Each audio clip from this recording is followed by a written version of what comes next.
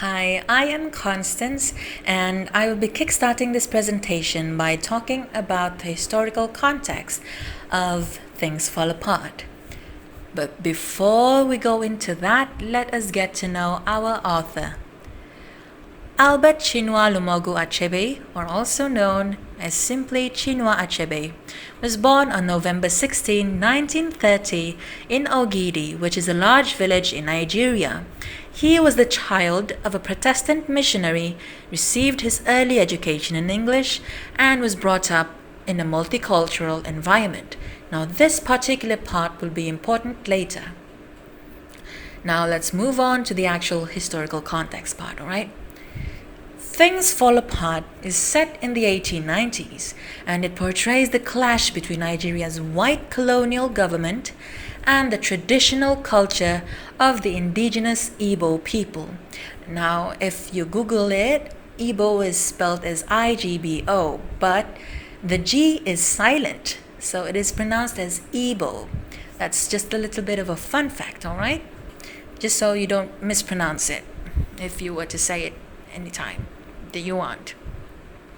Right.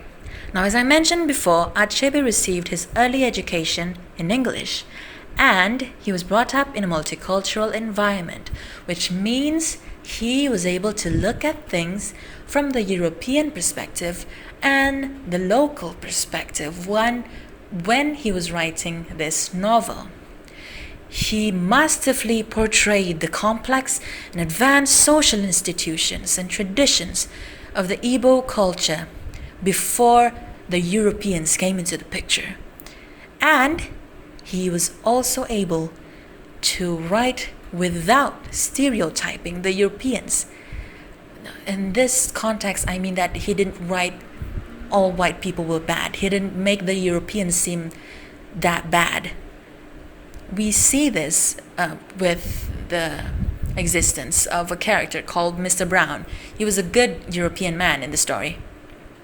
So, yes, basically Achebe's education in English and exposure to European customs allowed him to capture both the European and the African perspectives on colonial expansion, religion, race, and culture.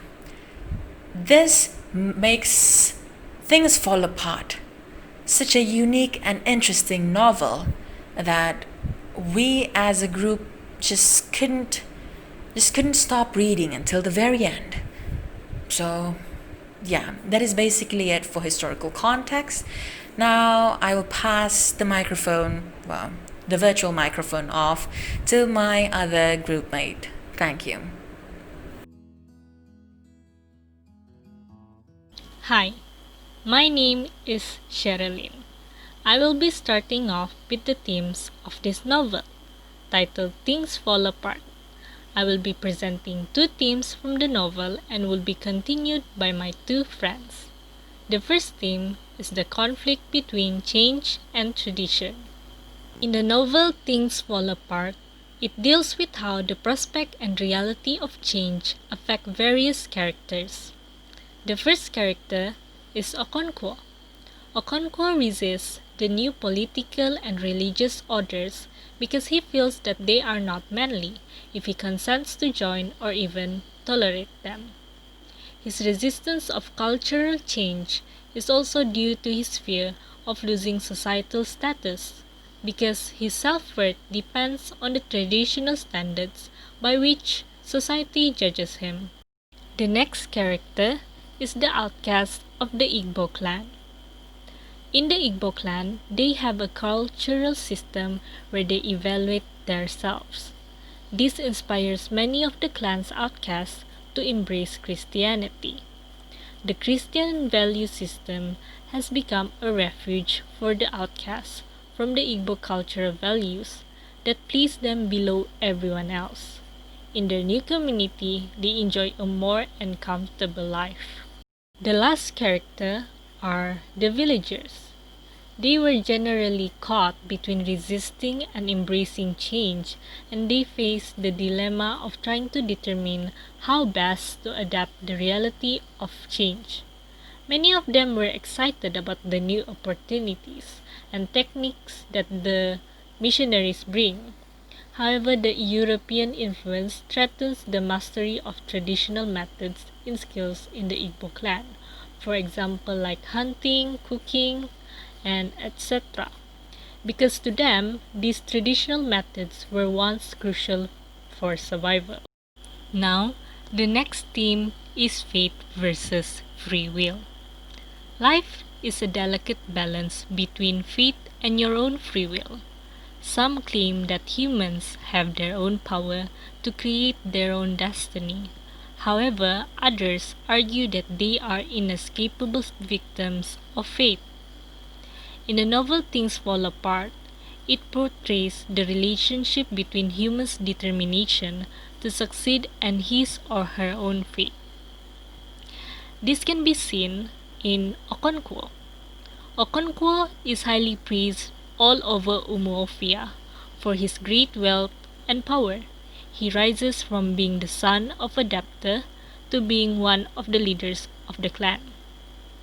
However, things started to turn sour for him and he begins to blame fate. It started with Ikemefuna's death. He blames the oracle for his part in murdering Ikemefuna, even though he had the choice whether to take part in it or not. Later, when Okonkwo's gun splinters and he accidentally kills one of Ezeudu's sons, he faces exile.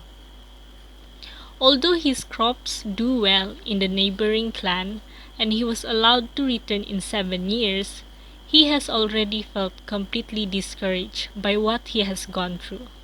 He realizes that destiny is more powerful than himself. Assalamualaikum warahmatullahi wabarakatuh. My name is Noor Hafizah Zobinti Nohaimi and I'll be presenting on two themes. Now, the first theme on the first slide is perception on masculinity. For Okonkwo, the idea of manliness associates masculinity with aggression and believes anger is the only emotion to display. With this, through the novel, you can see that he usually uses the idea of masculinity as an excuse to have the ability to control everyone in his household. Moreover, Okonkwo would frequently beat his wife and children whenever he feels that they are threatening or they question his authority figure in the house. This way of thinking was led by the way he would talk down to his children and wives. To further prove this is during the New Yam Festival, an argument arises between Okonkwo and his second wife, Ekwefi. The New Yam Festival was a time of relaxation, but in the eyes of Okonkwo, this festival is a sign of laziness. This caused him to become angry and was in a fit, and he complained about a banana tree which Ekwefi cut some leaves from. Without further argument, Okonkwo beat her up and proceeded to shoot his gun at Ekwefi. After becoming enraged when he heard her murmur something about guns that never shot, which is kind of an insult on his poor hunting skills. Luckily, he missed his shot, but this proved how any sign of defiance or challenge to his masculinity is unacceptable to him in any sort of way. Now, the second one is Okonkwo has a big sense of pride or a big ego on how people see masculinity on him. He killed his surrogate son, Ikemefuna, because he wanted to prevent anyone questioning his masculinity. Now, he hated the idea of being reminded by his father when he feels weak, therefore leading him to participate in killing Ikemefuna. This shows how high his standards are for masculinity that he was even willing to kill a person or his own family member. Now, moving on to the next theme on the second slide, which is language proves cultural difference. Now, language is a vital part of Umuofia society. So, in this book, Things Fall Apart by Chinua Achebe, Achebe intended that this book to hit the Western market and be read in the West. His goal is to critique and amend how Africa is viewed by other writers. The language in this is the Igbo language is too difficult to be directly translated to English. This made the European colonialists to find difficulty in trying to understand the Igbo culture. So, as the Igbo language is too difficult to be understood by other writers and Western people, Achebe in the end opted to use English, the language of colonial writers, which he managed to pass on the rhythms, structures, and beauty of the Igbo language. Assalamualaikum warahmatullahi wabarakatuh. My name is Afza Sofia binti Azhari, and I will be presenting another two themes, which are religions and generational contrast. The religion of the community in Things Fall Apart is Igbo, yet in this story, Christian missionaries come to try and convert the natives to Christianity. These two religions are quite different. As such, the natives and the missionaries have a hard time understanding each other's culture and purpose. The Igbo religion has many gods, and most of them are focused on nature. Since they are mainly an agricultural society, it makes sense that nature would be important to them.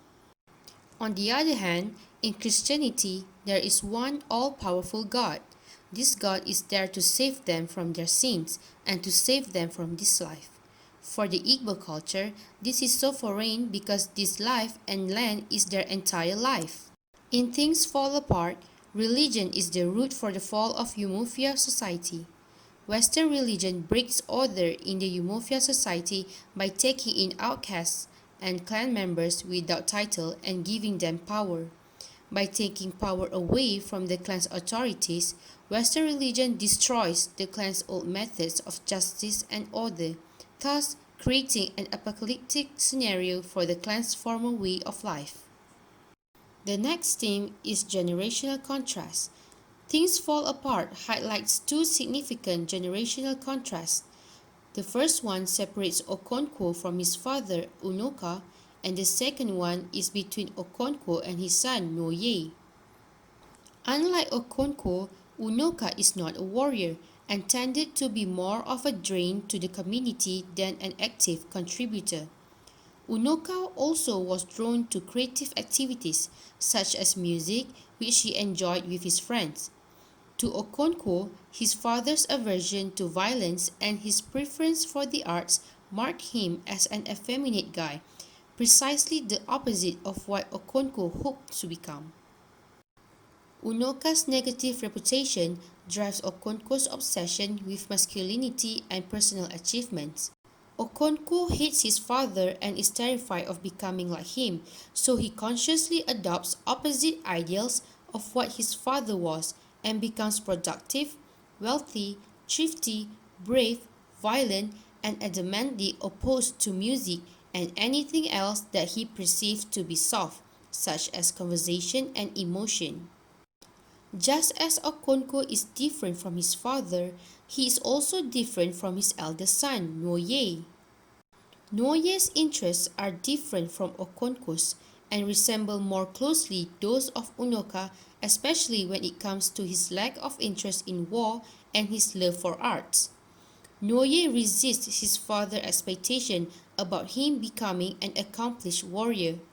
Noye meets Ikimefuna, who then teaches him a gentler form of successful masculinity.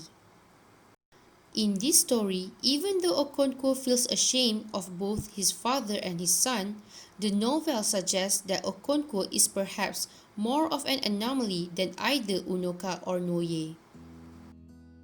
That's all for the historical context and themes on the novel Things Fall Apart. Thank you for listening.